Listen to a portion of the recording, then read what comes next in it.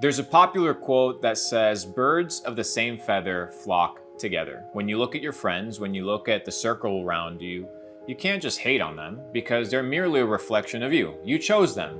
They didn't just fall on your lap and you're unable to hang out with them or you're unable to separate yourself from them. You're intentionally selecting the people that you want to spend time with. Now, the people that you spend time with are often very similar to you, or if not, they have a massive impact on who you are.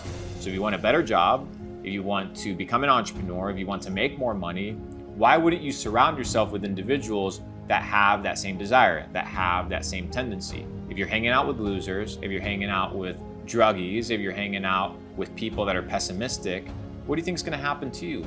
Inevitably, that's going to rub off. If you're hanging out with successful people, people that have a desire to make money, to get fit, to level up, eventually that will also rub off because the influence of many impacts everybody, not just you, but it also impacts me. So I'm intentional, keyword intentional, about who I surround myself with. So if you want to level up, you need to not only level up your circle, but you need to level up yourself. Why? Because losers hang out with losers and winners hang out with winners. So if you're going to hang out with a circle of winners, you need to level up and provide value or be perceived as a person of value. Now, that doesn't necessarily mean you need to be an equal, but it necessarily means that you have to be in a situation where people appreciate your presence. You always want to be the person that's invited in the room. That means you have to be respected, you have to be well educated, you can't look like an absolute loser and a scrub, and you have to be able to provide value in some way, shape, or form. Now, oftentimes I go and hang out with successful people that make a lot of money and they don't want to make more money. They want to learn how to become healthier. So maybe you provide value in that aspect. Maybe they want integrate into a new niche or they want new connections. So maybe you can provide value in that aspect. And if you're like, Luke, I have no value to provide, then figure out how you can learn those skill sets and how you can become valuable.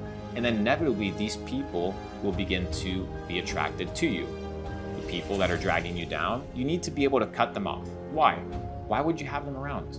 They're leeches. They're sucking away the energy from you, right? They're draining you every single day with their mindset, with their perspectives, with their limitations, and inevitably, you'll begin to believe that too. Now, I prefer to have the delusion of abundance than the delusion of scarcity. So I surround myself with people of the like mind. And once I surround myself with them, I want to make sure that they want to keep me around.